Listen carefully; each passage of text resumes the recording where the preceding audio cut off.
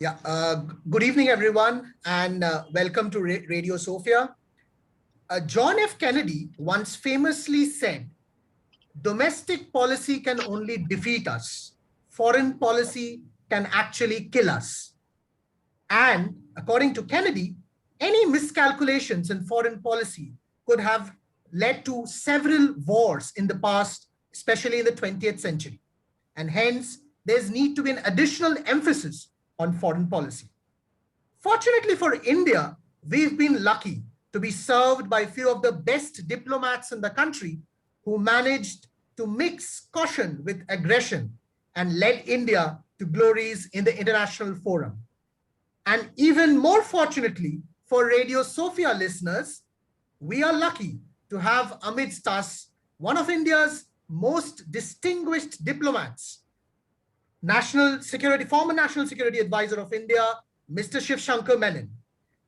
While he certainly needs no introduction, as part of practice, I'll give a brief summary of his career achievements. Mr. Menon did his MA in History from the St. Stephen's College, Delhi. He started his professional career in 1972 with the Indian Foreign Service.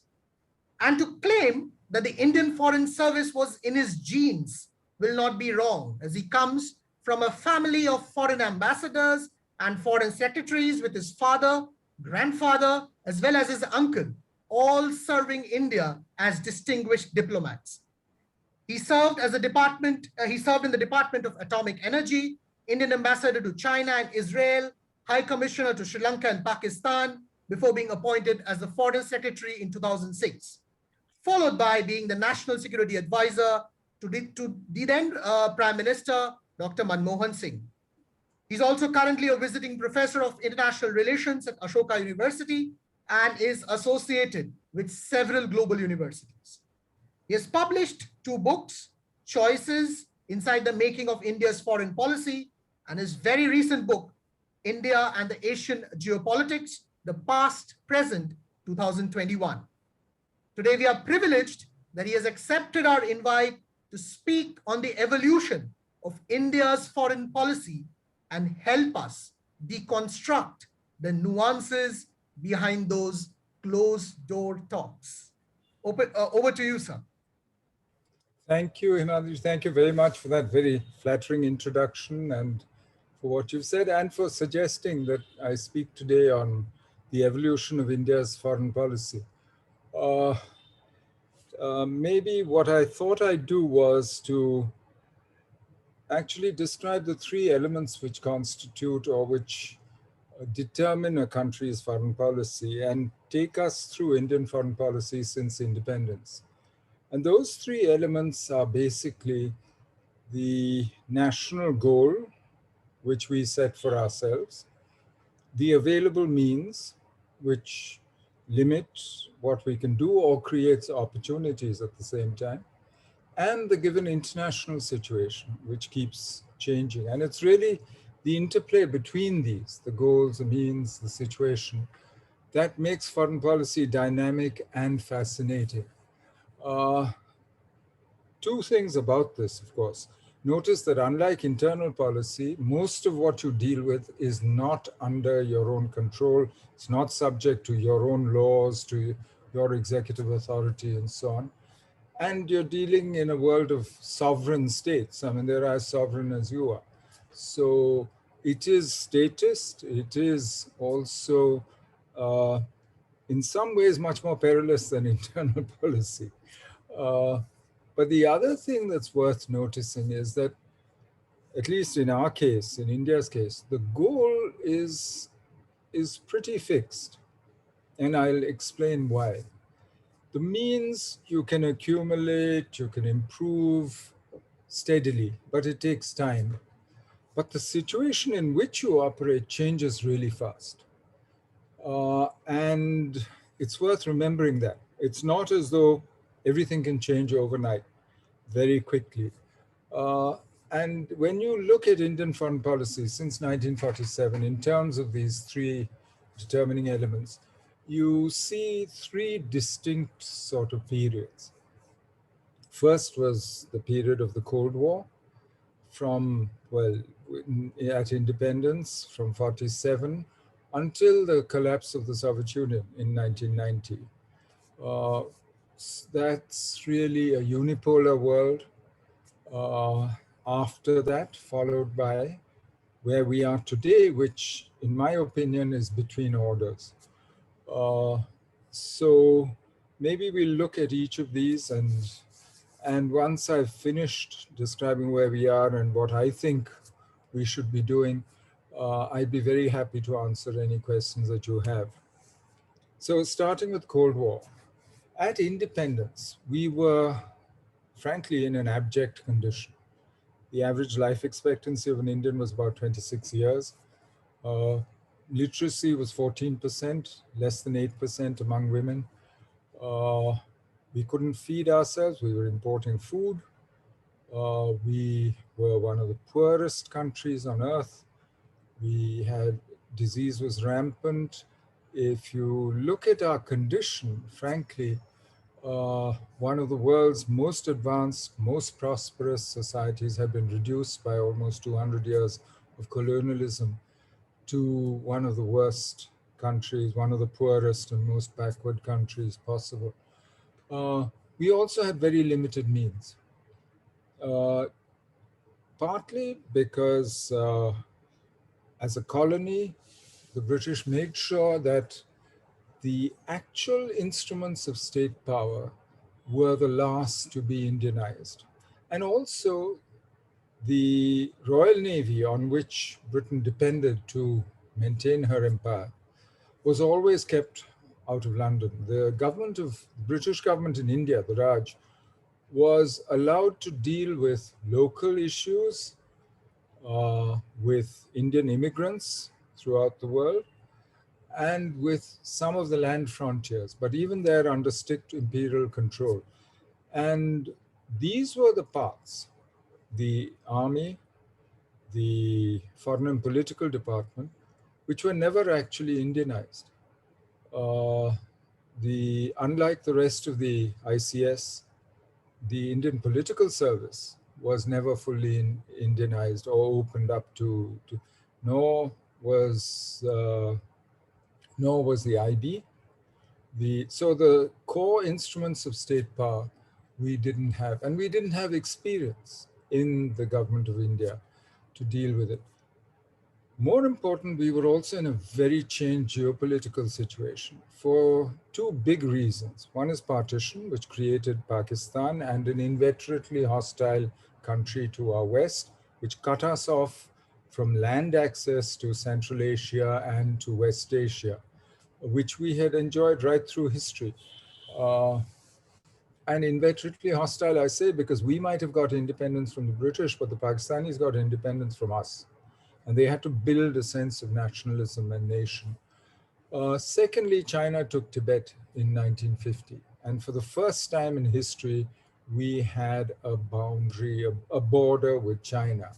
We had Chinese troops on our borders. Thirdly, of course, the global situation had also changed with the first use of nuclear weapons in 1945, Hiroshima, Nagasaki, to end World War II.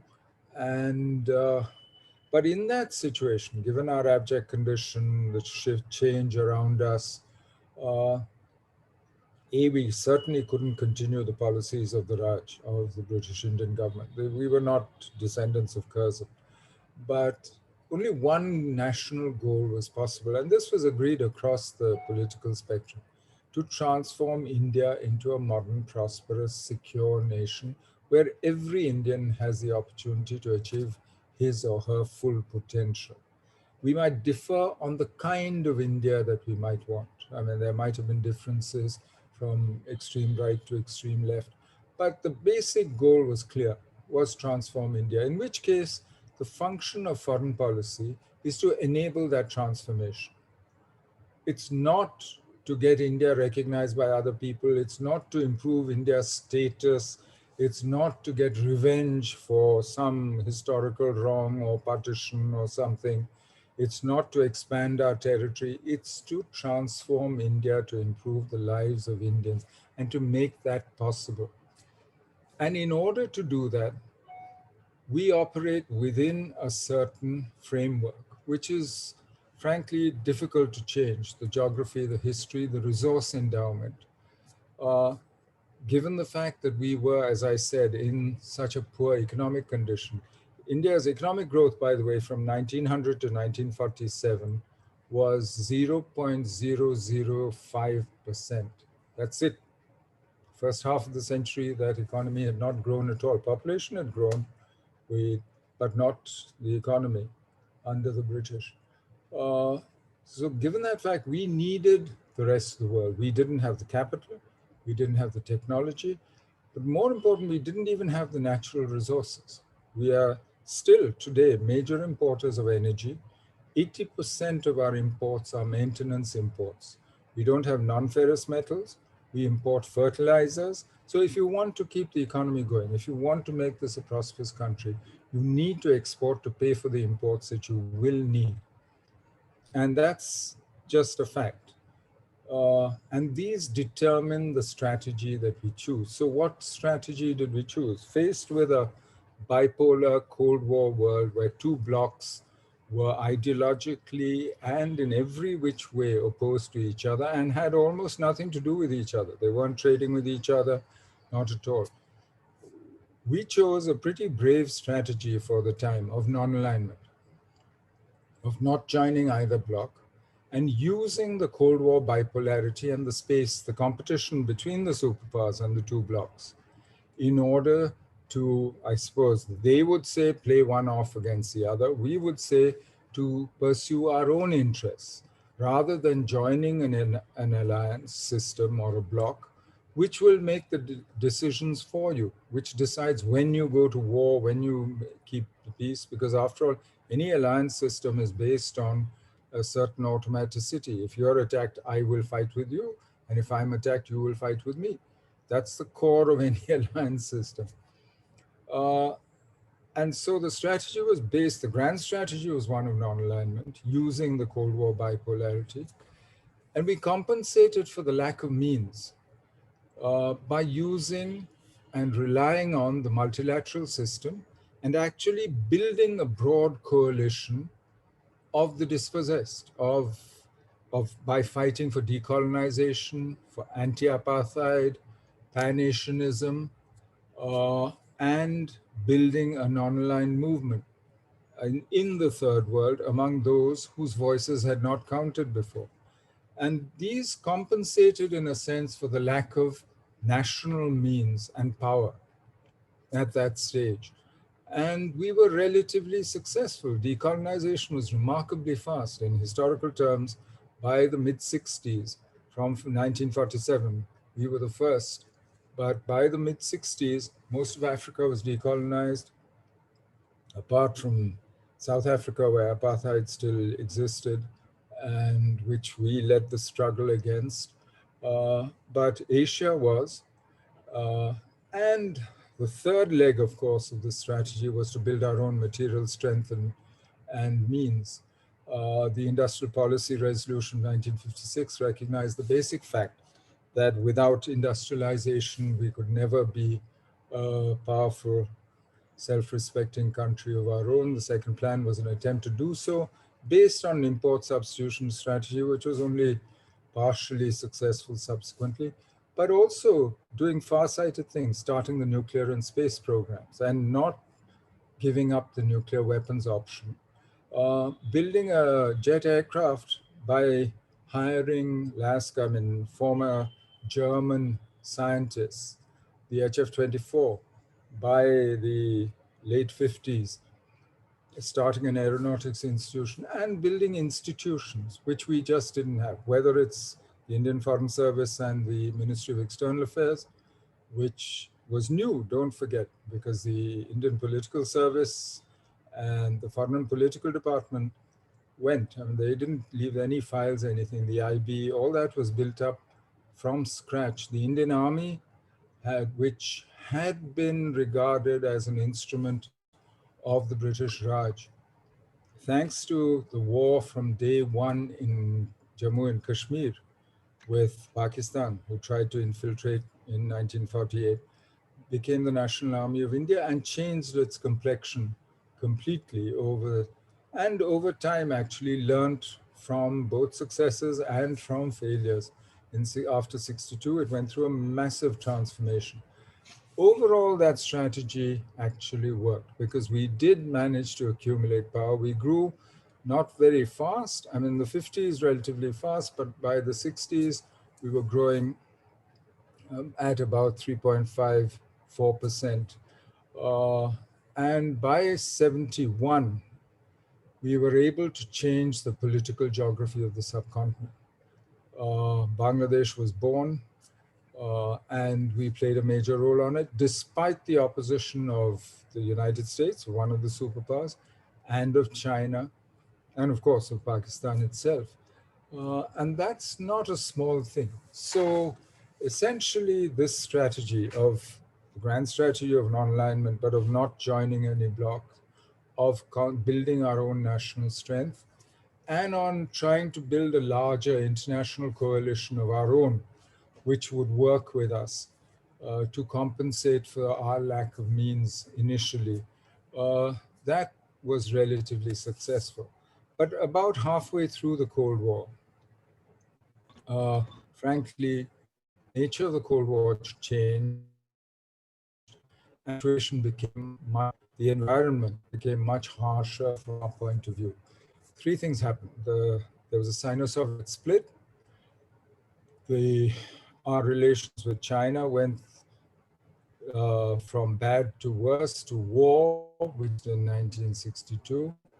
And the US and China entered into a virtual alliance in 1971 against the Soviet Union, but made it much harder for us. And when the Soviets moved in, the 80s especially were very difficult. When the Soviets moved into Afghanistan and the US relied on Pakistan to house, arm, train, and support the Mujahideen, and relied on these religious groups, armed religious groups, to fight the Soviet Union and Afghanistan, we naturally found ourselves in a very difficult position. Not only because of the choice involved, and privately we told the Soviets quite clearly what we thought of what they had done, but also because Pakistan then started using the opportunity. She was a beneficiary of this US reliance on Pakistan. She used the opportunity in two ways that really hurt us. One was the US turned a blind eye to Pakistan's pursuit of nuclear weapons. And this clandestine pursuit, stealing technology, material, etc., was assisted by China as well. From 1976 onwards, Mao Zedong promised Bhutto, and from then onwards, China has consistently helped Pakistan's missile and atomic bomb program.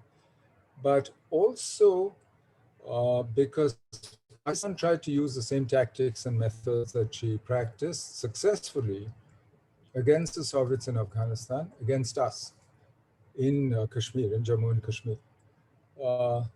The other thing that happened in the 80s, which again put us in a difficult position, was the Vietnamese moving into Kampuchea, and ASEAN and the US and China uniting against Vietnam. The war went on, the Vietnamese won the war but lost the peace, frankly. But the result was that our links with Southeast Asia, we were essentially excluded from Southeast Asia through the 80s. And this was a time when globalization had begun, when the Japanese had started building global supply chains and value chains, integrating Southeast Asia into their own economy and into the world economy, building export-led growth, in fact, sparking export-led growth in originally the four dragons, I mean, Taiwan, South Korea, and so on, Singapore, and then spreading that model in a sort of what Saburo Okita used to call the flying geese pattern through the rest of Southeast and Northeast Asia. India had been asked by the Japanese, first in 56, Prime Minister Kishi came to India to ask, but we were going the other direction. The industrial policy resolution was based on self-reliance rather than on integrating into a world economy. And with our experience of colonialism, that's easy to understand. This fear of being submerged in a global economy. And frankly, at that time, it was probably the right thing. But the same thing in the 60s when ASEAN was formed, and in the 70s, the Japanese kept coming back to the Indian economy saying, will you join us? But we saw this primarily as political, as a US attempt to organize non-communist countries. And frankly, we chose to stay out of it. And we therefore missed the first wave of economic integration and of export-led growth and the integration into the global economy that those industrial supply production chains starting in the late 70s, early 80s, then later resulted in the election decade. Uh, so when things got much harder in this, from the 70s, 80s onwards, our response was threefold. First was to concentrate on our own strength. That is a constant threat. I mean, there's no other way. 1974, we did a nuclear explosion, called it a peaceful nuclear explosion, to show the do it, that we did have technology and the material and the means to do so. We consolidated the neighborhood. Sikkim was integrated. Arunachal was given full statehood. Uh, and we followed a much more active policy in the neighborhood. The IPKF went to Sri Lanka, in the Maldives when Gayoom was almost overthrown by a bunch of Sri Lankan, well, mercenaries, I suppose you'd call plot. We restored him to power, the Indian Army did. Uh, but we also simultaneously started trying to improve relations with China. In 1966, his first ambassador of the war, G. Parsarthi, had left in 61 before the war ambassador. And we began a process of slow discussions on the boundary, which was still disputed, the world's largest boundary dispute, on the other issues, which finally resulted by Rajiv Gandhi's visit in 1988 in an informal sort of modus vivendi, an arrangement, uh, which was finally formalized during that visit, which said basically that we will discuss our differences, but we will settle them peacefully. In the meantime, we'll maintain the status quo, and we will not let our differences, like the boundary, prevent us from cooperating where we can, whether it is trade, the economy, science and technology, students, etc., travel. And we'll cooperate on the international stage where we have common interests, which we did in places like the WTO on climate change and so on, for an extended period. Uh, Once the Soviet Union collapsed in 1989, of course, the whole world situation changed fundamentally. Now you had only one superpower on Earth, the United States, which was far and away easily the biggest economy, almost 1/3 of the global economy at one stage. Don't forget, after World War II, she was almost 50%. But and there was really, it was a unipolar moment. This was when the US, it was really a US-led world order which was in place. It happened, the Soviet collapse was simultaneous with our own internal crisis. We had a huge balance of payments crisis, our economy had tanked, and when Narasimha Rao came to power in 1991, after a series of shaky coalition governments, he transformed policy. He transformed internal policy. You know what he did to the economy. He and Manmohan Singh as his finance minister, opening up the economy, liberalizing, removing license permit Raj, basically. And externally as well, reached out to the US and started the process of transforming our relationship with the US, opened ambassadorial relations with Israel, in consultation with the PLO. And the PLO, Yasser Arafat came to Delhi and actually said in public that I would like India to be in Tel Aviv so that the Israelis hear good sense. opened an office in Taiwan without disrupting our relationship with China, and at the same time took forward what had started in the Rajiv Gandhi visit by signing a border peace and tranquility agreement, which basically kept the peace on the border for the next 25 years or so. Why was this possible? Because frankly, both India and China had their own internal crises. China had just gone through Tiananmen in '89. We, as I said, had our economic crisis. Secondly, we both had to come to terms with this drastic shift in the international situation where the Soviet Union had vanished. There was no real check on the US. And the US became, therefore, a primary preoccupation for both of us. And in China's case, their fear was the US had now toppled the Soviet Union and other communist governments in East Europe. Now, the next big target, the only remaining large communist country on earth, was really China. So they thought they painted on their back. They would be the next target of regime change. But they used US commercial and financial and economic interests in China very successfully. And Deng Xiaoping did a fantastic job of that, of making sure that essentially that Western avarice trumped their geopolitical interests, and by his strategy of sort of hide and bite, keeping his head down, not showing his strength or revealing that China was accumulating the power to be a real competitor to the West until it was too late. And that worked. He and his successors until Xi Jinping. That really worked. This period of unipolar, of US dominance of the international system really lasts until the global financial crisis of 2008, which, by the way, we as India dealt with much more successfully than with, say, the crash caused by the pandemic last year.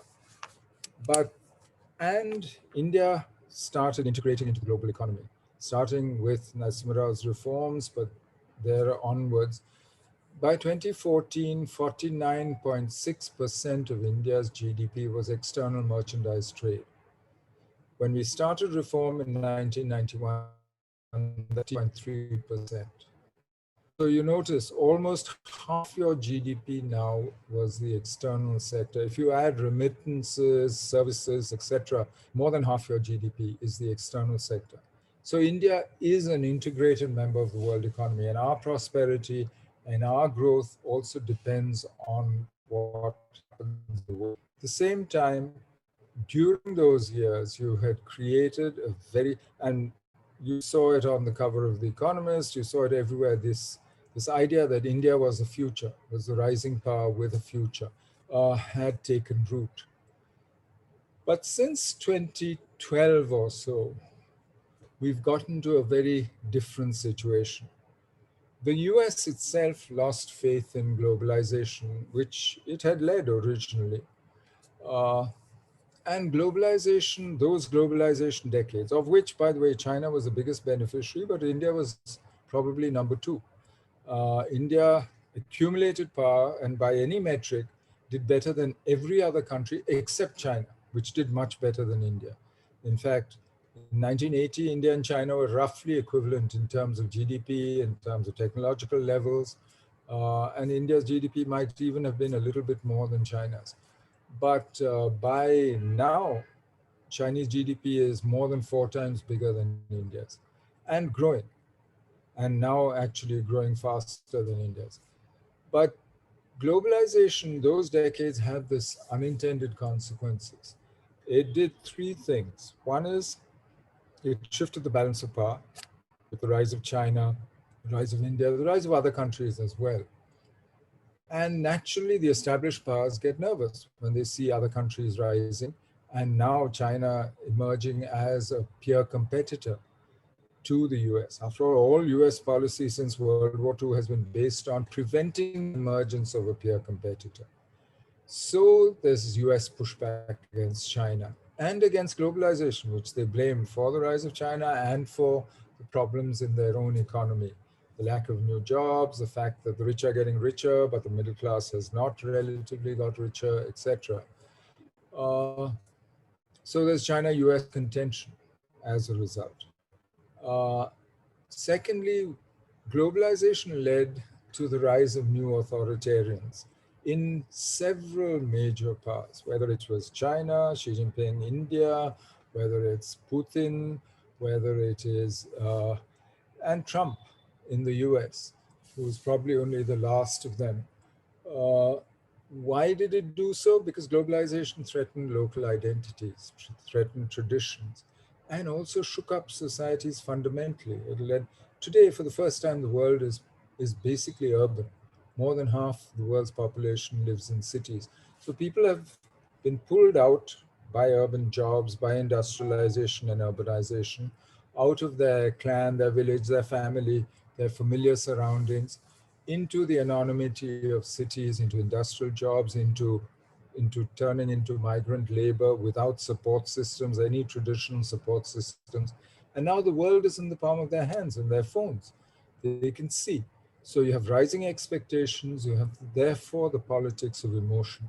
And the new authoritarians play on this. As government's ability after the global financial crisis to actually deliver the economic goods has diminished, and the world economy has consistently slowed down and gone through crisis after crisis, by the way, including the pandemic crisis most recently, their promises have got bigger, and they've relied more and more on ultranationalism for their legitimacy. Now, this wouldn't matter normally, except because this is their internal affair, how they run their own countries and so on. They're great centralizers. But what it does is the international system then loses the ability to bargain, to negotiate, to do the give and take that it takes, to the compromises that you have to make to settle international issues peacefully. And at the same time, globalization and technology have created a whole new security agenda in cybersecurity, in security in outer space, which is now critical to our economies, maritime security, climate change, etc. I mean, and these are all things that no one country or small group of countries can settle. It requires cooperative effort, but just when that cooperative effort is missing, when actually the multilateral system is failing, when thanks to the new authoritarians, individual countries find it harder to do anything meaningful, what they do, like the Paris Accord, actually doesn't even promise to achieve what it claims to achieve. Uh, and so you have this problem. You have an economic and political fragmentation of the world also, a turning inwards by all these societies, whether it's Atmanirbharta, whether it's China saying dual circulation economy, whether it's Biden saying build back better. Each of them is looking at themselves internally much more than they were externally. So we are now in this situation between orders. It's not unipolar anymore because China now accounts for something like 17 to 18% of world GDP, the US for something like 25, 26%, and with India around 7% or so in 2019. So, and the greatest decline since 1980 has been in Europe's share of world GDP, which is now down considerably. So, what do we do in this much more uncertain world, in this present situation between orders?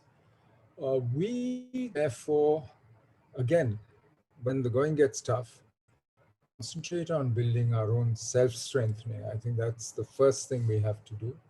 But of course, we have to deal with the immediate consequences. We saw in spring 2020 what the consequence of the rise of China and China's confidence in its power meant on the Ladakh border when she tried to change the situation in her favor.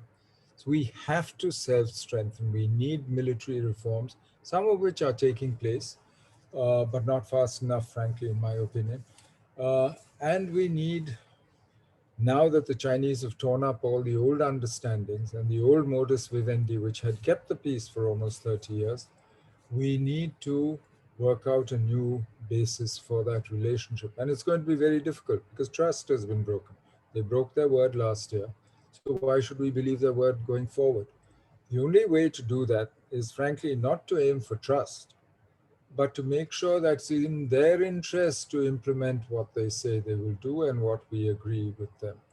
And for that, we need to create an environment, external balancing, working with other partners, as we're doing with the US, with Japan, and the Quad, maybe Quad Plus, and use those opportunities to actually get China to behave as we would like. It's not easy, and it's no guarantee of success, but that's something we have to do. Secondly, integrate the subcontinent and the Indian Ocean area. We need to work, we should be the economic hub of this. We have natural affinities, we have access. We should be a net provider of security in the region, in the sub-region that I'm talking about. And we should be seen as a source of stability. Uh, that requires that we stop playing domestic party politics with our relations with, say, Bangladesh or with Nepal or with Sri Lanka and the others. Uh, in this, the US is an essential partner today for India. If you want to transform India, the US is essential. But you also need to get an external economic policy which recognizes the fact that not only do you need the world, but you are also important to the world economy. Today, you're the only major economy which is outside any regional alignment. We walked out of the RCEP discussions in Southeast and Northeast Asia. So now we're no longer part of that. North America has NAFTA or its successor, the US, Canada, Mexico agreement. Europe, of course, has the EU, to which more and more countries have joined. And each of them is building their own economic sphere. And nobody is going to start manufacturing outside that sphere if they have advantages within the sphere. And each of these is roughly the same size. It's interesting. Now, walking out of this kind of situation, frankly, says that not only do we think we can't compete today, that we are not competitive, but that we don't think we'll be competitive even after 20 years, which is what the agreement gives you to adjust. And it also guarantees that you will be uncompetitive at the end of 20 years. So frankly, to my mind, this is inexplicable. You might have to deal with some lobbies at home, and industrialists will always be happy with protection, because why should they work hard? Why should they compete if they have a captive market closed off for them? And we know how that works because we saw that in the 60s and 70s, and we saw the effect that it had on our lives and where it led.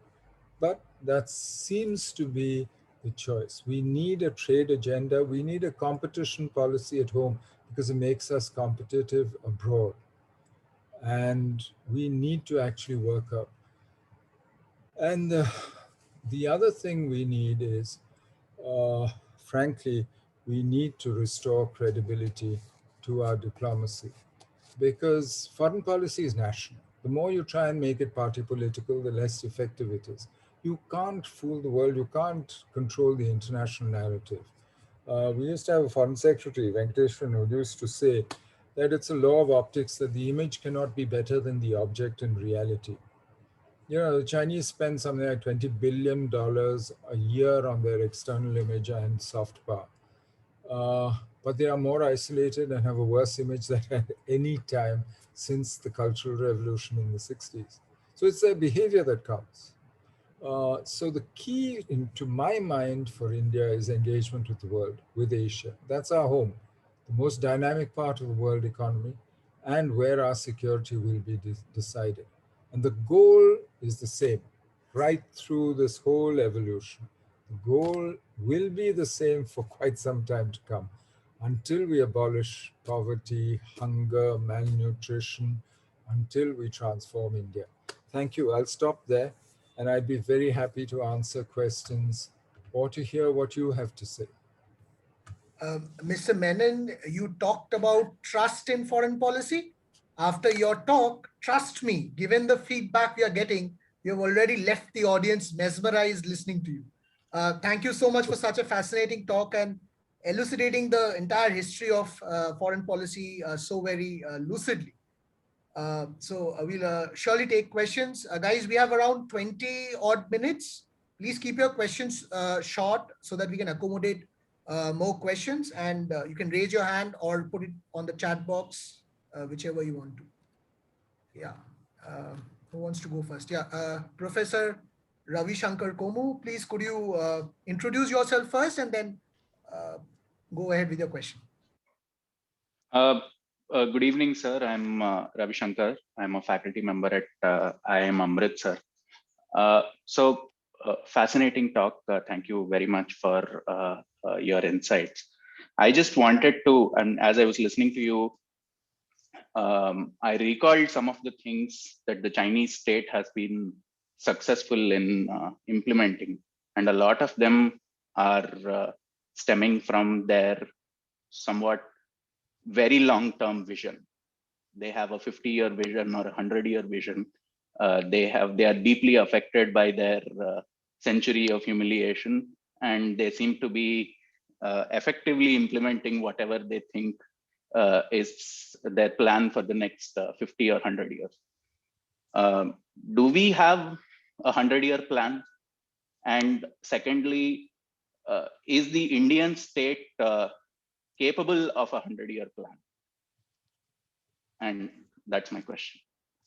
Yeah, thank you. It's really an interesting question. Does China have a long-term plan? Are they really consistent? If you look at Chinese behavior, the Chinese have a saying, listen to their words, but watch their actions. Chinese actions have changed consistently. In fact, that is the secret of their success. As Deng Xiaoping used to use an old proverb, saying that you must cross the river by feeling the stones underfoot. In other words, you don't know where to put your foot, but you put your foot on a stone, see, is it stable? Then transfer your weight. Look for the next one. So you keep experimenting and you use whatever works.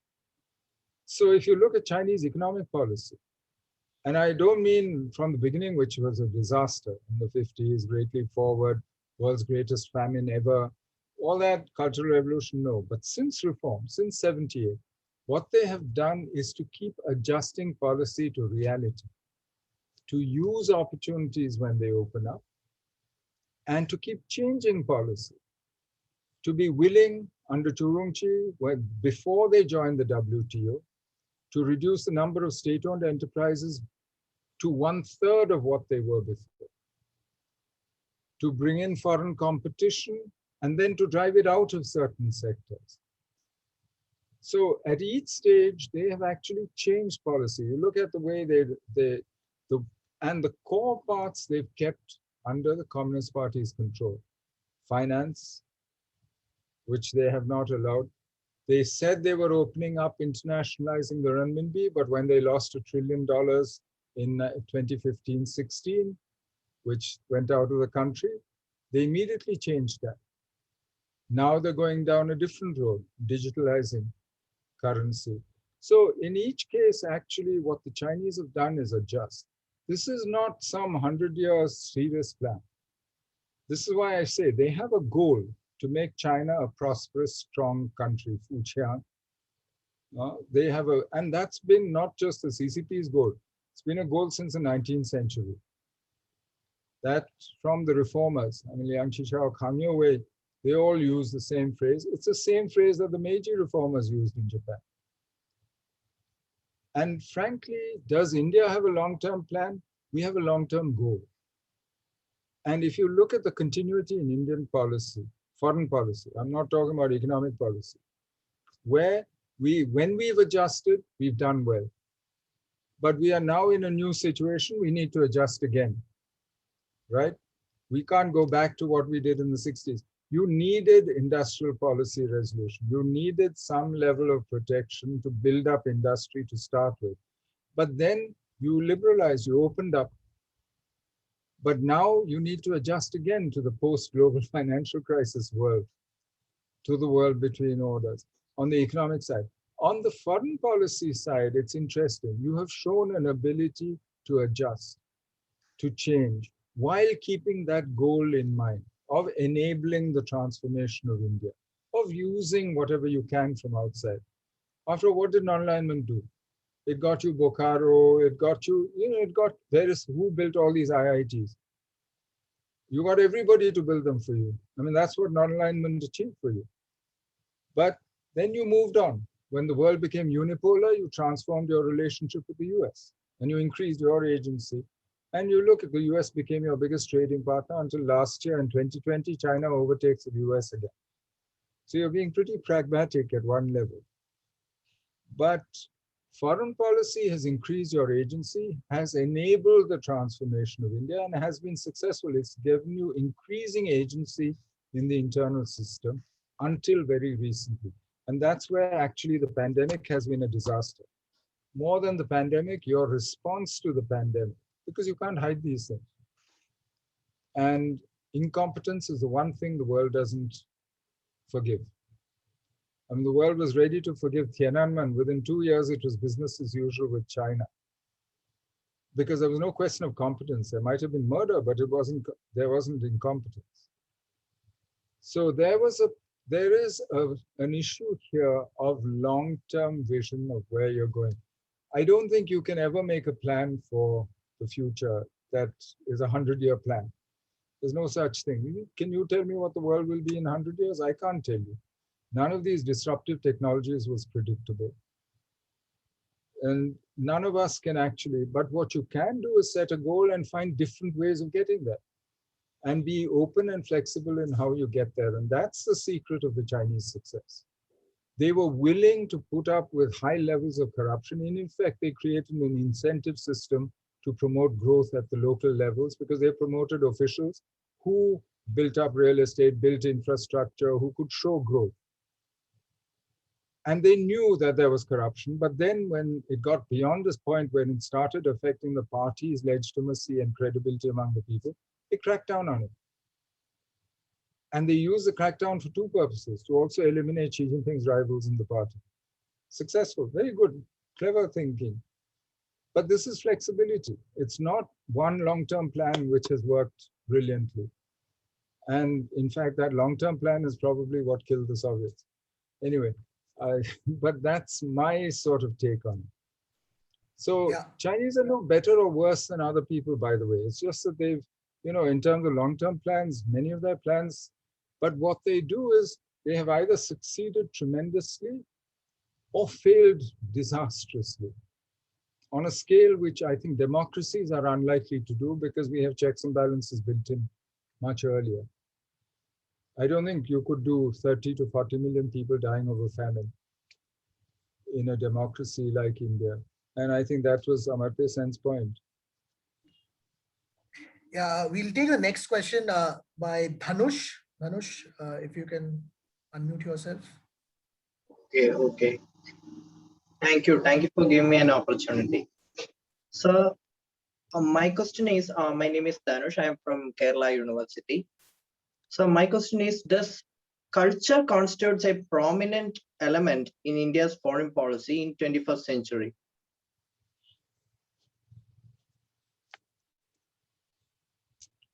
Yeah. Does culture constitutes a prominent element? I think in the recent past, and this government certainly thinks that culture should be a much bigger part of our foreign policy. And it's part of a long tradition, actually. It goes all the way back to Swami Vivekananda, who said that once we become a Western culture with a Western society with Indian culture, then we will manage to be world leaders. World Vishwaguru, actually, is what. And that's a very old tradition. The problem with the use of culture in foreign policy is that other people have their own cultures also. And they are as attached to their culture as you are to yours. And the moment you start pushing your culture, you get reactions. Look at South Asia, for instance. You get reactions from those who are most like you. Why? I mean, who is most like India? Nepal. And yet that's one of the prickliest relationships you have. Why? Because you represent a threat to their identity, to their own sense of culture. My favorite example, Indians love to say to Nepalese, "Arey, aap to bilkul hamare jaise hain. You're just like us." We mean it friendly, right? You're my brother. He takes it, for him, it's an insult, it's an attack, it's an assault on his identity. I mean, you've just swallowed him. So he has to assert his identity. Why is the relationship so prickly? Because every time he has to prove he's independent, he's different. And he will look for sources. Don't forget, South Asia is composed of new states. These might be ancient peoples, ancient nations, but they're all new states building nationalisms on their own. I mean, Pakistan, Bangladesh, obviously new. But even the others are relatively new states in a Westphalian sense. So there's a limit to the use of culture as a foreign policy instrument. After all, what's your goal in foreign policy? I mean, to be crude, it's pretty manipulative business. You want to get other people to do what you want, right? Now, creating resistance by pushing your culture is not the way to do it. People are not going to do it out of love for your culture. They'll do it if it's in their interest. So a much sounder basis, to my mind, is interest. It's a calculation of congruity of interest. If it's in their interest and yours, it's likely to happen. And neither culture nor force is a lasting basis for that sort of behavior. Now, you can argue that in the past it was different in history. Maybe, but not today, not in today's world of Westphalian states. And especially where globalization already, has made identities shaky. And a lot of the pushback that we see today in the West, in Asia, elsewhere, is partly because of these threats to culture and identity that are perceived. And these manufactured identities and cultures, which are being used politically across the world. Yeah, next up we have Pramit. Pramit, if you can unmute yourself. Yes. Hello, sir. Thank you for this great opportunity. I have a question about, I am a PhD student at Swarai Jamshedpur. I have a question about the China-Pakistan relationship in the next 10 years. Given that the US is leaving Afghanistan recently, I think in September, and China is building, I think, ports in Gwadar and other areas. Do you see a Tibet-like situation in Pakistan in next 10 years, or is it not possible? Or is Pakistan too extreme for China to, be physically present there? And what would be India's reaction if it happens? See, frankly, I think China's too smart to try and occupy and run Pakistan. Why should they? Why take on this headache? The Pakistanis themselves have trouble doing that. So what has happened, though, is if you look at it, the secular trend over time is that Pakistan's relative power and position has steadily weakened over time. India has risen, China has risen even faster.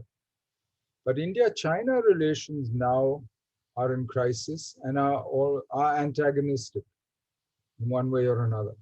So China has compensated to this development by increasing her commitment to Pakistan, starting in 2015 during Xi Jinping's visit with the China-Pakistan Economic Corridor, which is the biggest single BRI investment abroad, $62 billion.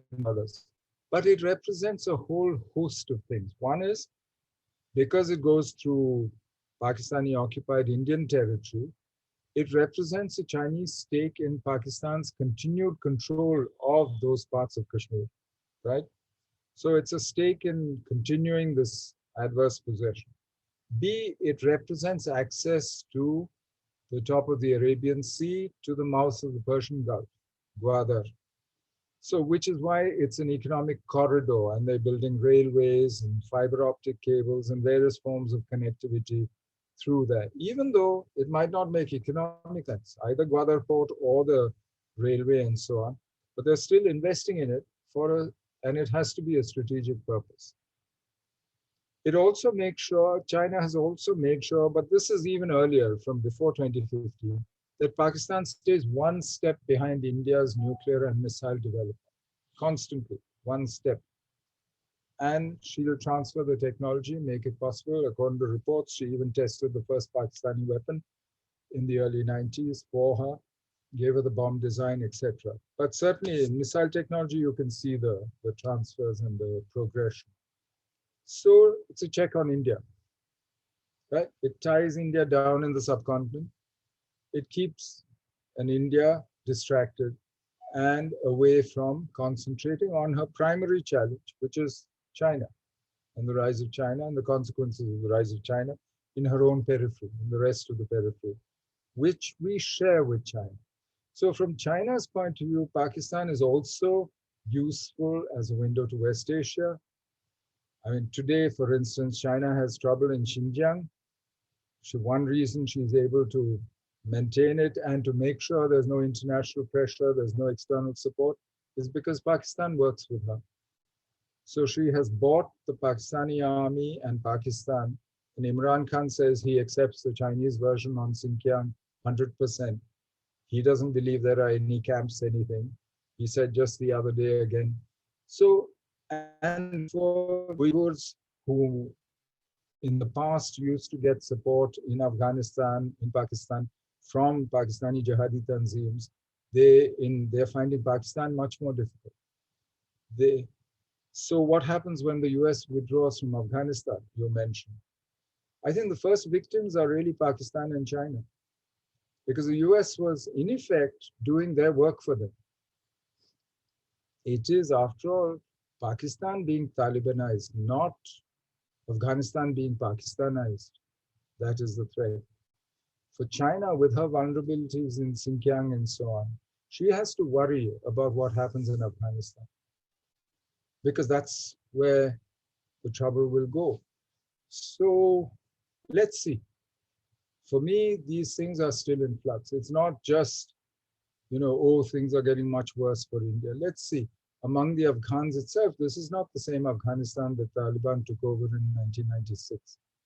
This is a different Afghanistan. Let's see where it goes.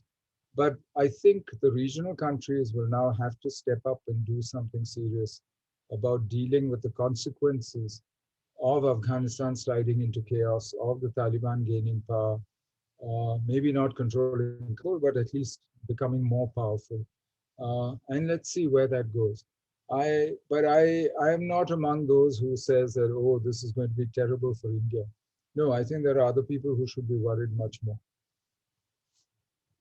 So we'll take the last question, and this is by, the name is not there. So if you can unmute yourself and. Yeah, good evening, sir. Thank you so much for the talk, Arnav, this side. So the question is, I will digress a little from the topic, and sorry for that. So my question is basically, what do you think is right now the situation of civil services in the country?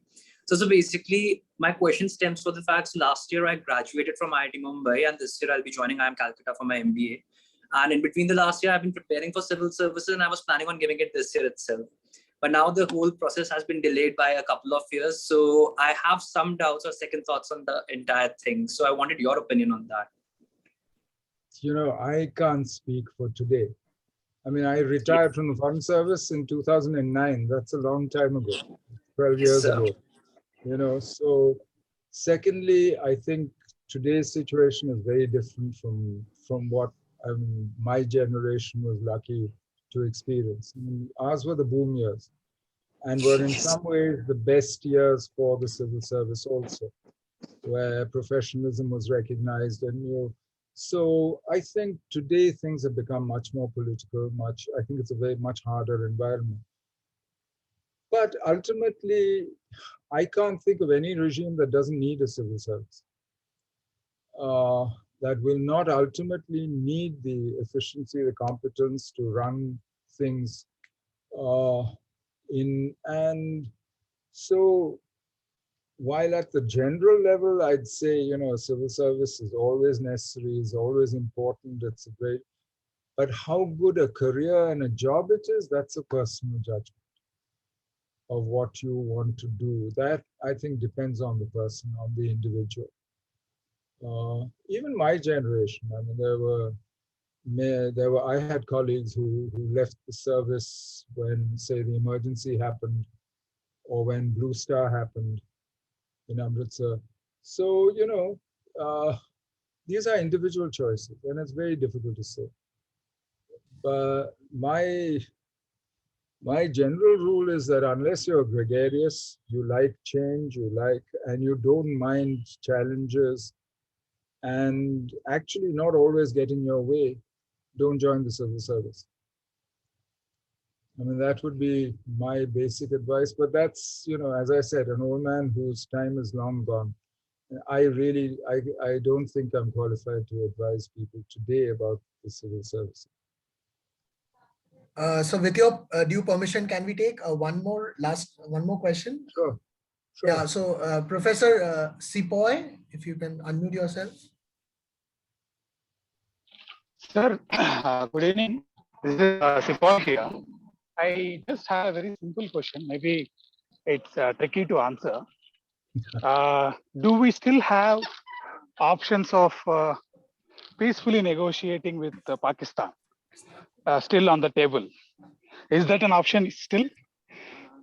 It's always an option. The question is how likely.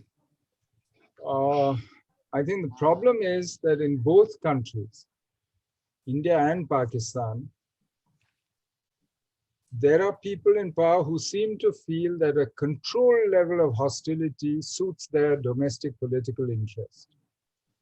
I mean, there is institutional interest on the Pakistani side. Certainly the Pakistan Army, the ISI, the Jihadi Tanzim, some of the religious parties, they have institutional interests in controlled hostility with India. I say controlled because nobody wants to actually risk a defeat, which would wipe them out. But there are elements in power in both countries who have an interest in this. Therefore, it's less likely that that option of a peaceful sort of progress in India-Pakistan relations, I mean, that path seems less likely today than maybe it did 10 years ago or 15 years ago. Today, therefore, it's hard to see, but that doesn't prevent a temporary accommodation. I mean, there are various options here. Peace is a huge word, but you can come to an accommodation, you can learn to live with each other, you can learn to manage your disputes. There's a whole host of things on the spectrum between peace and all-out war. There's a whole host of things in between, which is where you situate yourself on that spectrum is really the question. And I think we are here now in a situation where we're moving from very close to real war towards the center, or maybe a little more towards peace. The ceasefire is holding. And there are other things there are talks going on. So there has to be some hope. But as an option, yeah, I wouldn't rule anything out. That I wouldn't. By the way, you said, tricky question. There are no tricky questions. There's only awkward answers. Don't worry. Thank you, sir. Thank you. Thank you, sir, for answering all the questions so patiently. So since we don't get an opportunity to actually talk to you very frequently, with your due permission, I'll ask you a very personal question. I mean, in your career, you must have taken innumerable tricky decisions. Can you kind of share with us maybe a couple of experiences where one could be an experience which you slightly repent and one for which you are proud of? I don't know whether I've written some of my experiences and choices. I mean, I've taken 5 instances of things I was associated with. But I always swore that I would never write a memoir because they're self-serving, when you start your memories and I've seen so many old people in their sort of anecdotage. I'd rather not go there. I think, as I always said in the ministry to my colleagues in embassies, work is work and personal is personal. And nothing about work should ever be made personal. And I'd rather keep that distinction. Okay, we respect your. Sorry, that's one question that's there. That's fine. We respect your response. Thank you, sir, for sparing such a long time for all of us. We hope to see you in person once the COVID recedes. And thank you to all the participants for their questions and staying on. Thank you, everyone. Thank you, Himadri. Thank you very much. Thank you. Thank you so much, sir. Everyone. Take care. Thank Thank you, you, Himadri. everyone. Thank you, sir. Thank you, sir. everyone.